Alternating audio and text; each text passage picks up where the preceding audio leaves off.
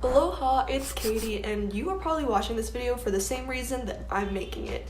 A bullet journal video showed up on your YouTube home feed. I've been watching Ashley, or Best Dressed, on YouTube, and she inspired me to start bullet journaling. I just wanted to show you my take on bullet journaling and how I've been using it in my everyday life. So one reason I love this notebook is that it has a dot grid. It's not lined, and so I found that this gives me a lot of freedom because I don't always like writing paragraphs, and this allows me to draw diagrams and be creative with how I organize my journal. It comes with 2 bookmarks, a pocket at the back where you can put things, and that's it. Before I go into the 5 things I use my bullet journal for, I figured I should explain. So why did I decide to start bullet journaling in the first place? My goal this 2020 is to be much more creative. The process of writing things down feels so much more engaging and as if you're creating a real product because you're using your hands and you're directly drawing it and highlighting and getting artsy with washi tape, and it's just been a lot more satisfying for me. Second is it's convenient-ish, and I say ish because it does not beat the convenience of a phone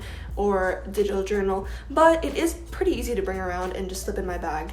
And finally, it is more socially acceptable to bring my bullet journal to family events and pull it out instead of pulling out my phone. There was this really interesting fact I read from the book See Like an Artist by Austin Kleon, and he talked about how brainstorming with a pen and paper is much more effective than brainstorming on your laptop because on paper, you have no means to edit, to perfect whatever idea comes out. Like, everything goes.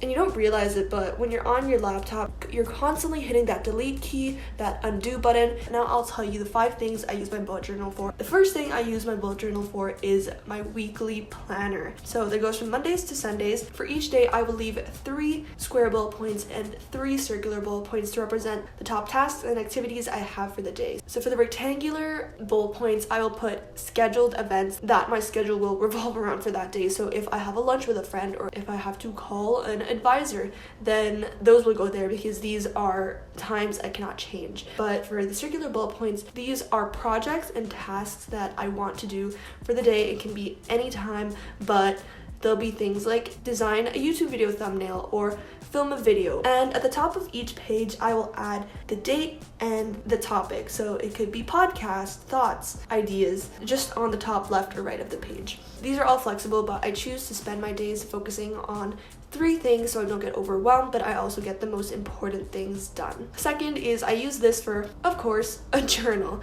I will just write down my stream of thoughts, whether that's just, a few lines or an entire page. Third thing I use this for is something new, wireframes. As a student at Cornell University right now, I have taken a class on product design this semester. You should check out my courses I took video if you're curious about what I did. But I've been really interested in designing user interfaces, whether it's a phone application or a website.